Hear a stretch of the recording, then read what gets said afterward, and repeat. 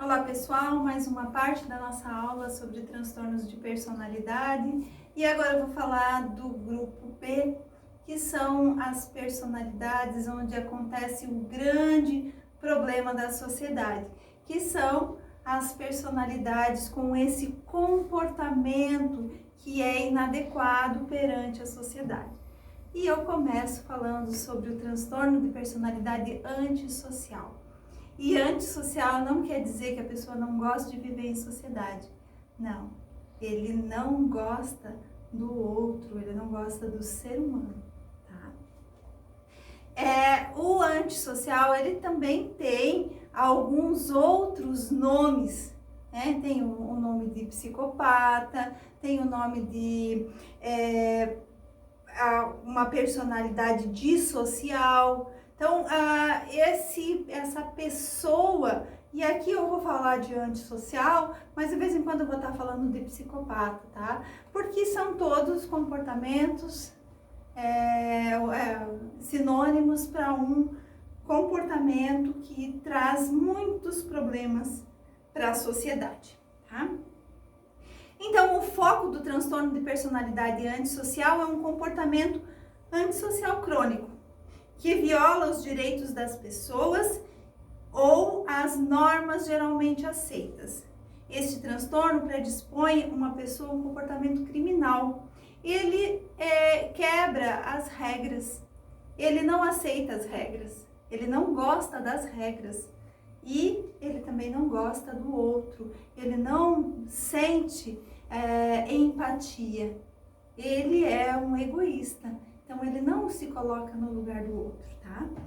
Outras características desse transtorno incluem impulsividade, egocentrismo, descaso pela verdade e agressividade. Então, essa pessoa com um transtorno de personalidade antissocial, ele vai ser muito impulsivo na sua vida. Ele vai fazer coisas usando apenas a impulsividade. Nunca vai se colocar no lugar do outro. E ele pode ser agressivo, tá? A personalidade antissocial não consegue tolerar a monotonia e a frustração. Então, quando você diz não para essa pessoa, ele pode se tornar violento, ele pode se tornar... ele pode até, na verdade, na hora, ele diz, tudo bem, enfermeira. Mas, por trás ali, ele arquiteta alguma coisa para que dê algum problema. E daí, de repente, até é ele que vai lá salvar você, tá? O indivíduo é temerário, irritadiço, incapaz de manter um funcionamento consistente e responsável no trabalho, na escola ou como pai. Então, a gente vai pensar nesse transtorno de personalidade envolvendo o todo. Então, são todas as áreas da vida. E fica muito claro aí no relacionamento interpessoal mais íntimo, como ele cuida dos seus filhos, sua família, tá? Ele não sente remorsos e apresenta, quando muito, poucos sentimentos. Então, assim, ele faz as coisas, mas ele não tem culpa pelo que ele fez. Então, a gente vai pensar nesse superego com muitos buracos, né? Que não tem uma rigidez, tá? Então, a personalidade, ela foi desenvolvida, mas sem seguir as regras. Então, ele não tem um julgamento. Ele sabe que ele está fazendo errado, mas ele não está nem aí e ele faz. Embora mais comum em pessoas que tenham problemas com a lei, o transtorno de personalidade antissocial também ocorre de formas mais leves. Os exemplos incluem os políticos que ficam à vontade mentindo continuamente ao público, marido que engana continuamente a esposa e o artista falsificador que toma dinheiro de outras pessoas. Olha como é grande isso, né? Então, vamos pensar nesse político que rouba o dinheiro da merenda daquela escola e aquelas crianças ficam sem comer. E às vezes é só esse o alimento que essa criança tem. como é que fica? Ele sabe que ele está fazendo errado, mas ele é muito egoísta e ele guarda todo esse dinheiro porque ele só pensa nele. Ele não está nem aí para essa criança que não ganhou a alimentação. Tá? O marido que trai. Existe uma parte dos transtornos de personalidade antissocial que é o psicopata afetivo, onde ele não consegue ser fiel no relacionamento. Ele tem alguns problemas ali e ele sempre tem que estar nessa conquista. Sempre vai estar conquistando. Tá? É uma personalidade patológica. Por quê? Porque o relacionamento interpessoal ele deve ser criado ao longo do tempo. Uma pessoa com uma personalidade assim, ela pode até ter um casamento, mas ela não respeita o outro e trai. Tá? Uma pessoa que passa a perna, falsifica, mente, faz pequenos golpes, né? Dá um golpe aqui, um golpe ali, um golpe lá. As pessoas se prejudicam e ele acha que se saiu bem, né? Mas de repente acontece que a sociedade pega ele, né? Na população geral, a prevalência é de cerca de 2 a 3%. Em populações prisionais, ele pode ser alta de até 50%. Cerca de metade das pessoas com este transtorno tem história de prisões. Então, a gente vai pensar nesta pessoa com transtorno de personalidade antissocial cometendo crimes. Mas estes que cometem crimes, eles têm essa personalidade aí mais de moderado a grave, tá? A personalidade, quando é leve, o antissocial quando é leve, ele faz muita gente sofrer e não é punido, tá? As causas. Fatores genéticos e biológicos podem influenciar o desenvolvimento do transtorno de personalidade antissocial. Os fatores biológicos, então, regulação deficiente de serotonina em algumas regiões do cérebro, o que pode diminuir a inibição comportamental. Então, a gente pensa nesse cérebro e a longo prazo, já, né, ele começou, e ele foi modificando a estrutura, né, biológica desse cérebro. Então, quando a gente vai avaliar uma pessoa com uma personalidade, né, psicopata, alguns testes podem ser feitos e alguns países eles usam esses testes para dizer se realmente ele é um psicopata ou não. Então, eles fazem alguns testes assim, então colocam alguns eletrodos na cabeça dessa pessoa e deixa ele sozinho lá numa sala com um monitor, né, passando um traçado desse impulso nervoso deste cérebro e um telão. E aí nesse telão aparecem as cenas, né, de muita crueldade, de muita tortura. Se a pessoa for psicopata, ela pode chorar, ela pode demonstrar tudo aquilo, mas o impulso nervoso vai estar igual. Então a gente diz, não, realmente ele só está fingindo. Porque o psicopata, o antissocial, ele finge muito. E nestes testes, daí, alguns países usam este teste para dizer realmente é um psicopata, é um antissocial, então não tem o que fazer, vai para a pena de morte. Tá?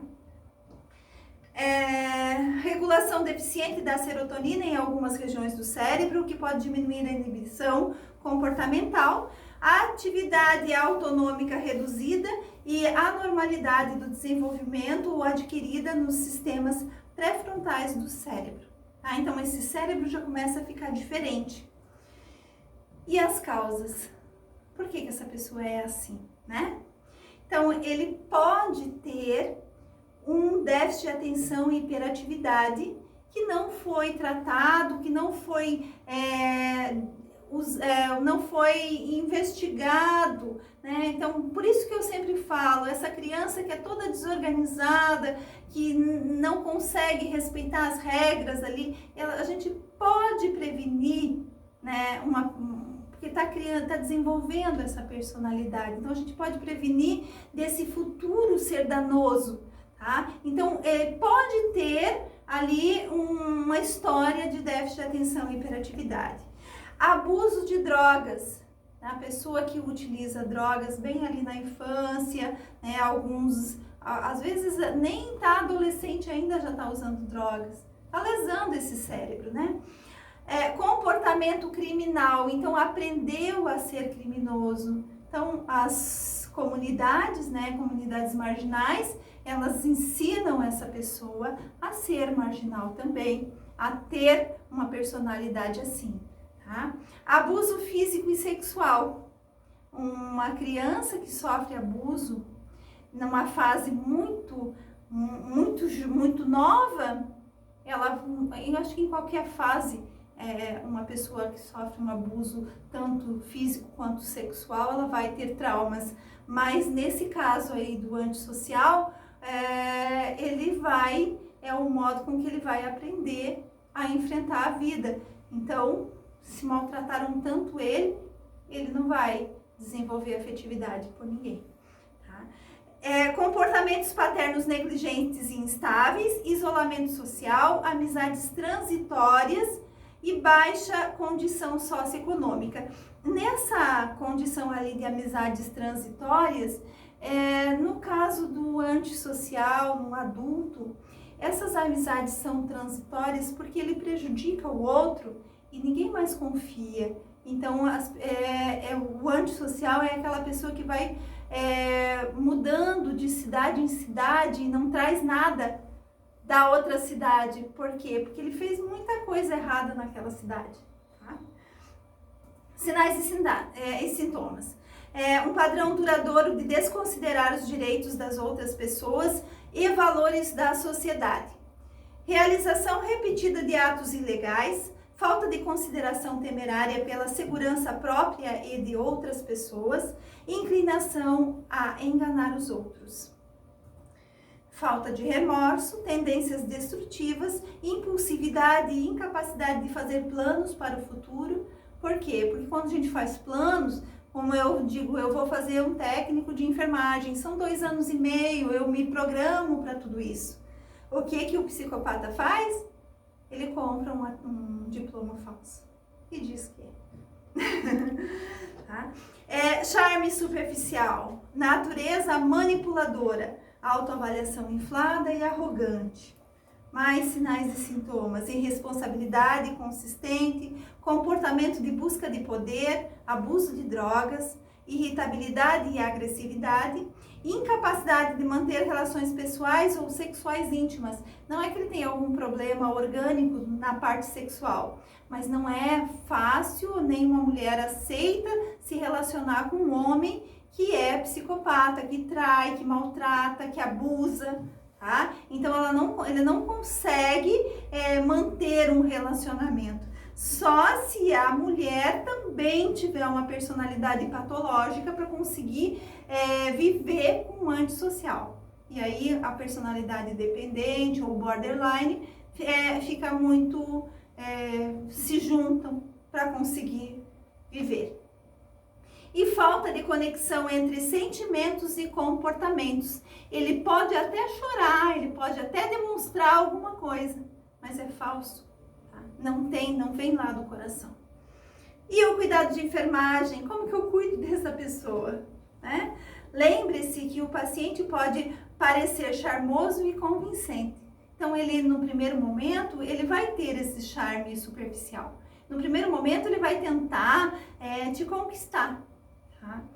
Usando uma abordagem franca e direta, estabeleça limites ao comportamento aceitável. Encoraje e reforce o comportamento positivo. Comunique claramente as suas expectativas ao paciente, assim como as consequências se ele não as atender. E assim, dentro de um hospital psiquiátrico, quando a gente tem uma pessoa com uma personalidade psicopata, uma personalidade antissocial, a gente tem que ser muito, a equipe toda tem que falar a mesma coisa e tem que existir regras e regras muito claras, porque se não existir essas regras, ele vai tentar burlar todo o sistema e dominar toda a situação, tá? Uma pessoa com uma personalidade assim, é muito difícil o convívio, e o que a gente tem que fazer é tentar proteger os outros pacientes nesse ambiente, os outros pacientes mais debilitados, como é o caso de uma deficiência intelectual, de um idoso que esteja no mesmo ambiente. Então, a gente vai proteger para que ele não faça mal ao outro. Tá? E agora eu trago a personalidade borderline, que é o oposto. Tá? Então, a gente vai pensar nessa pessoa border com uma dificuldade, um transtorno na relação, na regulação das emoções. Então, ela vai ser só emoção, tá? Um transtorno de personalidade borderline se caracteriza com um padrão de instabilidade nas relações interpessoais, no humor, no comportamento e na imagem pessoal. Embora as pessoas portadoras deste transtorno possam vivenciá-las de diversas maneiras, muitas acham difícil distinguir a realidade de suas próprias percepções errôneas do mundo. Suas emoções dominam seu funcionamento cognitivo, ocasionando muitos conflitos com outras pessoas. Então, o borderline, a gente vai pensar nessa pessoa que seja só emoção, tá? Ela vai viver só na emoção, tá? A prevalência, então, é 2 a 3% da população, 11% dos pacientes psiquiátricos e 20% dos pacientes que internam em hospitais psiquiátricos. É 3 vezes mais comum em mulheres do que em homens. E a questão biológica, né? Da onde vem, porque quais são as causas da personalidade, né, do transtorno de personalidade borderline? Então, a parte biológica. Então, é uma disfunção do sistema límbico ou lobo frontal do cérebro, uma diminuição da atividade da serotonina, atividades aumentadas nos receptores alfa-2 noradrenérgicos. E a parte psicológica, da onde vem, né? A questão psicológica para uma personalidade patológica do tipo borderline. Então, uma separação prolongada de seus pais ou outras perdas importantes no início da vida, abuso ou negligência de natureza física, sexual, emocional, parecem ser mais comuns em pacientes com transtorno do que na população geral.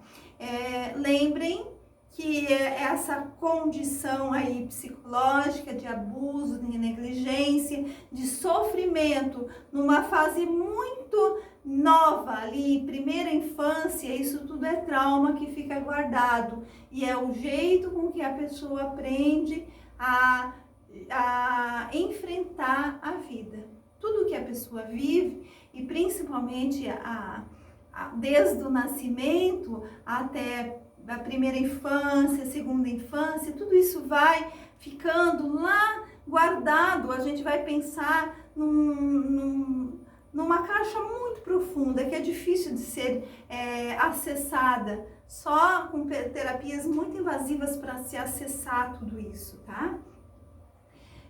Os principais sinais e sintomas do transtorno de personalidade se distribuem em 4 categorias principais.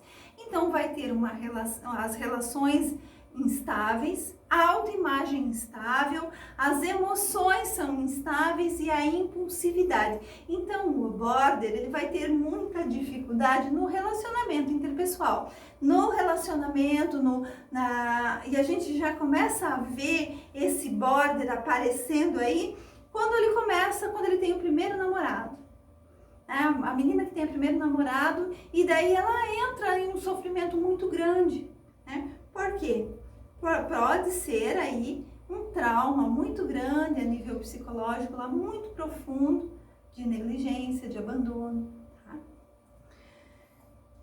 Os sinais mais agudos quando o paciente, os sintomas são mais agudos quando o paciente se sente isolado e sem apoio social, fazendo com que ele evite esforços frenéticos para evitar ficar sozinho. Então, esse paciente, ele vai apresentar, nesse momento que ele está sozinho, ele descompensa. Ele descompensa de uma certa maneira que ali a gente vê os conflitos todos grandes, porque ele não consegue gerenciar a sua vida de uma forma adequada se não tiver com outro. E normalmente é através de um relacionamento amoroso, tá? Outros achados podem incluir um padrão de relações interpessoais instáveis e intensa, divisão, ver a pessoa como extremamente boas ou extremamente más. E daí eu já trago para o border um outro jargão, que é ou ama ou odeia. Por quê? Porque enquanto você está fazendo tudo o que ele quer, ele te ama. Mas se você diz um não, ele te odeia e você é a pior pessoa do mundo. Intenso medo de abandono. Atitudes rapidamente imutáveis em relação aos amigos e entes queridos. Manipulação, ideação paranoide, incapacidade de descrever com consciência sadia de si próprio. Então ele não se vê como uma pessoa saudável, ele não consegue se ver funcionando sem o outro. E normalmente o outro é numa relação amorosa. Incerteza quanto a questões importantes como imagem pessoal, identidade, objetivo de vida, orientação sexual, valores, escolha de carreira ou tipo de amigos. Comportamento imitativo. Então, assim, vamos pensar numa menina border que começou a se envolver com um grupo de amigos e ela já começa a usar roupa totalmente parecida com aquele grupo de amigos e fazer as coisas que aquele grupo de amigos faz. É um comportamento imitativo, né? Então, assim, ela tem algumas dificuldades porque ela tenta copiar do outro. Ela não tem uma construção dela mesma, tá? Por que eu falo que a personalidade borderline, ela se sujeita a viver com uma pessoa com uma personalidade antissocial? Porque ela tem algumas dificuldades na imagem pessoal e também de escolhas, de decisões, e ela vai aceitar as coisas que o antissocial vai fazer. Então o antissocial vai dizer, você tem que fazer isso, tem que fazer aquilo, e ela faz. Entende? Oscilações rápidas e dramáticas do humor, da euforia à ansiedade e à raiva em horas e dias. Então ela vai oscilar bastante no seu humor. Às vezes a gente até acha que é uma ciclotimia e no fim não, é uma personalidade, é o jeito que ela funciona. Raiva inadequada ou intensa ou dificuldade em controlar a raiva. Sentimento crônico de vazio, comportamento autonocivo imprevisível, como dirigir perigosamente, jogar, promiscuidade sexual, comer em excesso, gastos excessivos e abuso de drogas. Comportamento autodestrutivo, como brigas físicas, acidentes recorrentes, automutilação e gestos suicidas. Essa automutilação, que é muito comum no borderline, os pacientes relatam que eles têm uma dor tão grande na alma que quando eles cortam o seu corpo é como se eles se sentissem vivos. A dor é uma dor tão grande, o discurso é tão emocional que você se sensibiliza com toda a história desta pessoa. Tratamento do border, então. Psicoterapia individual, terapia de grupo, de família, terapia do meio ambiente e uma reabilitação para álcool e drogas quando indicado.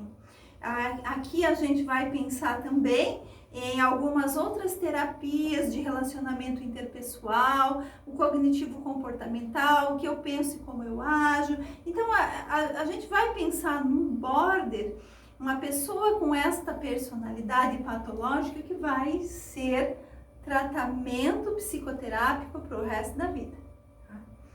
E o cuidado de enfermagem, como que eu vou cuidar desse paciente? Quando eu tenho um paciente dentro da enfermaria, com essa personalidade, ele vai demandar bastante, tá?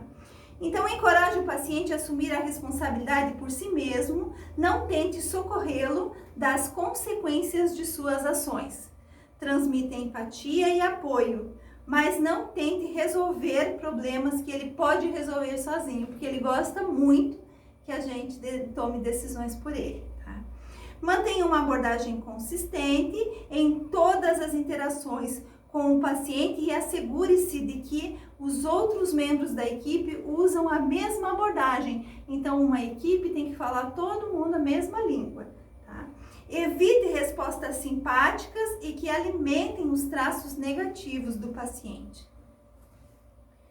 Reconheça os comportamentos que o paciente usa para manipular as pessoas para poder evitar reforçá-los inconscientemente.